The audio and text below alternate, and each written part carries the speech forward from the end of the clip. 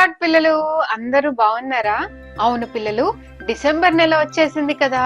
అందరూ షాపింగ్ అని, డాన్స్ ప్రాక్టీస్లని ఇలా అంతా బిజీగా ఉన్నారా పిల్లలు? ఓకే, అయితే ఇదే ఆఖరి నెల కాబట్టి మీరు ఏదైతే విడిచిపెట్టాలనుకుంటున్నారో మీ బ్యాడ్ హ్యాబిట్స్ కానీ అవన్నీ ఈ సంవత్సరం చివరిలో మీరందరూ వాటిని విడిచిపెట్టడానికి ప్రయత్నించండి.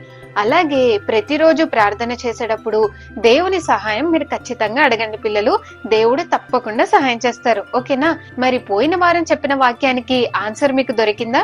సమస్తమును దేవుని వలనైనవి, ఆయన మనలను క్రీస్తు ద్వారా తనతో సమాధాన పరుచుకొని ఆ సమాధాన పరచు పరిచర్యను మాకు అనుగ్రహించను. 2వ కొరింథీయులకు వ్రాసిన పత్రిక 5వ అధ్యాయం 18వ వచనంలో ఉంది. మీ ఆన్సర్ కరెక్టేనా పిల్లలు? అయితే గుడ్. ఇప్పుడు నేను మీ అందరికి ఇంకో వాక్యాన్ని చెబుతాను. నేనెప్పుడు బలహీనుడనో అప్పుడే బలవంతుడను గనుక క్రీస్తు నిమిత్తము నాకు కలిగిన బలహీనతల్లోనూ, నిందలలోనూ, ఇబ్బందులలోనూ, హింసలలోనూ, ఉపద్రవములోనూ నేను సంతోషించుచున్నాను. 2వ కొరింథీయులకు రాసిన పత్రిక 8వ అధ్యాయం నుండి 13వ అధ్యాయం వరకు చదివి ఎక్కడ ఉందో నెక్స్ట్ వీక్ మీరందరూ నాకు చెప్పాలి. చెప్తారు కదా? అయితే వెరీ గుడ్ పిల్లలు. ఇప్పుడు నేను మీ అందరికి ఒక మంచి చిన్న కథని చెప్పబోతున్నాను. మరి కథ వినటానికి రెడీగా ఉన్నారా పిల్లలు?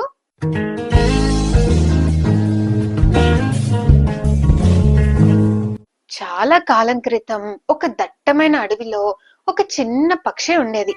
దానికి ఒక హ్యాబిట్ ఉండేది పిల్లలు. అది కూడా చాలా వింతగా ఉండేది. ఏంటంటే అది ప్రతిరోజు జరిగిన విషయాలన్నిట్లో ఏవైతే తనకి బాధని కలిగించాయో, లేదా ఎవరైనా ఒక మాట అన్నప్పుడు, ఇబ్బంది పెట్టినప్పుడు చిన్న చిన్న రాళ్ల మీద రాసుకొని ఆ రాళ్ళని ఒక సంచిలో వేసుకొని ఎప్పుడు ఆ సంచిని క్యారీ చేస్తూ ఉండేది. తనకి ఒక మంచి స్నేహితురాలు ఉంది, అదే గుడ్లగూబ. ఒక రోజు ఆ గుడ్లగూబ దగ్గరికి వెళ్ళినప్పుడు అది చూసి ఈ చిన్న పక్షితో ఈ విధంగా అనింది, నువ్వు ఎందుకు దీన్నంతా మోస్తున్నావు అని.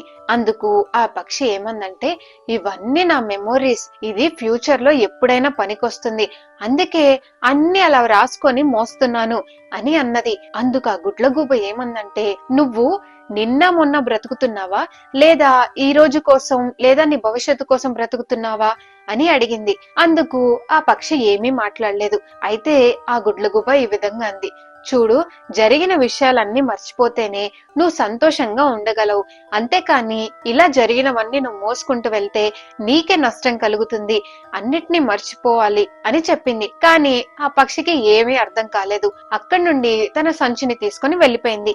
ఇలా ఇంకొన్ని రోజులు గడిచిన తర్వాత తన బ్యాగ్ లో ఆ రాళ్లు పెరిగిపోతూనే ఉన్నాయి. అయితే ఈ పక్షి దాన్ని మోసేటప్పుడు ఎంతో బాధపడుతూ దాన్ని మొయ్యలేక మోస్తూ ఉండేది.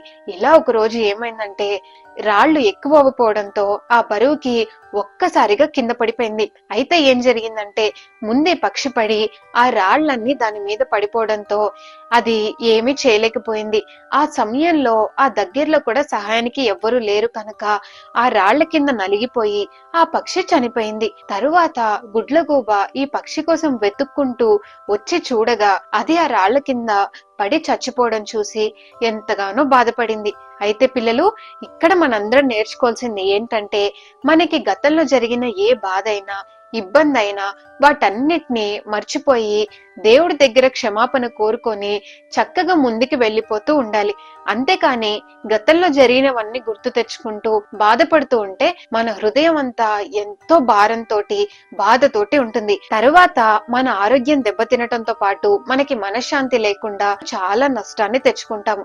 అలా కాకుండా వాటన్నిటిని దేవుడి దగ్గర ప్రార్థన చేసుకొని అన్ని విడిచిపెట్టి మర్చిపోతే ప్రతిరోజు మనం సంతోషంగా ఉండగలుగుతాము. అంతేకాదు పిల్లలు, జరిగిన విషయాలన్నీ మర్చిపోయి ముందున్న వాటి కోసం మనం ముందుకు వెళ్ళాలని బైబిల్లో వ్రాయబడి ఉంది. కనుక ఈ పక్షి వలె మనం పాతవన్నిటిని గుర్తు చేసుకొని బాధపడితే మనకే నష్టం. కానీ అవన్నీ మర్చిపోయి ఈ రోజు రేపు ఏం చేయాలని ఆలోచిస్తూ బ్రతుకుతే మనం ప్రతిరోజు సంతోషంగా బ్రతకగలం.